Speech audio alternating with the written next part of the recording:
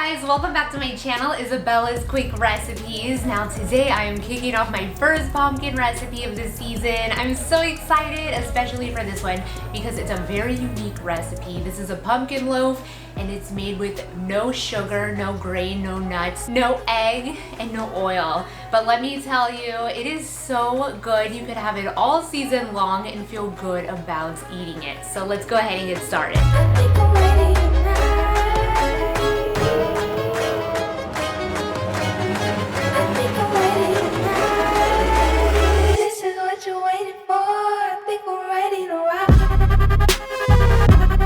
Alright guys, starting off with this recipe, it's very simple. You only need these, let's see, 6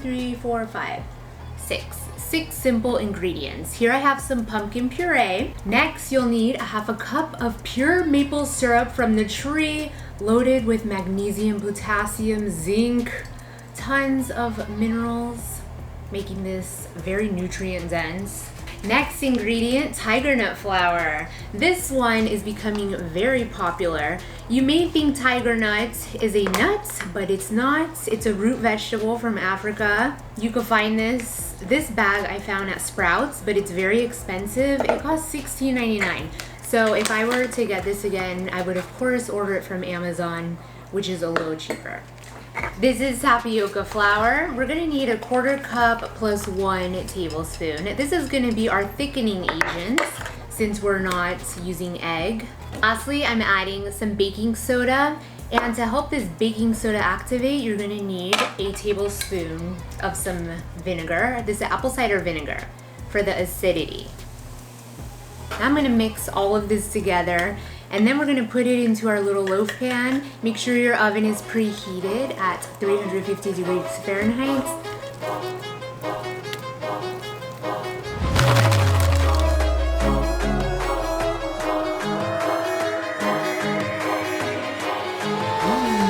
This is what it looks like. It didn't rise too much. If you use banana, it will rise more, taller. Alright guys, now for the best parts, taste test time. If you wanted a taller bread, you could double the recipe. Just don't double the baking soda. Here we go. Cheers everyone.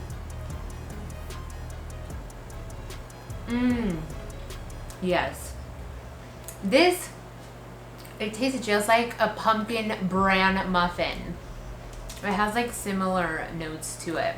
It is so good. It's so soft and tender, really pumpkin-y. You know what I should have added? I didn't even think about it. Pumpkin spice.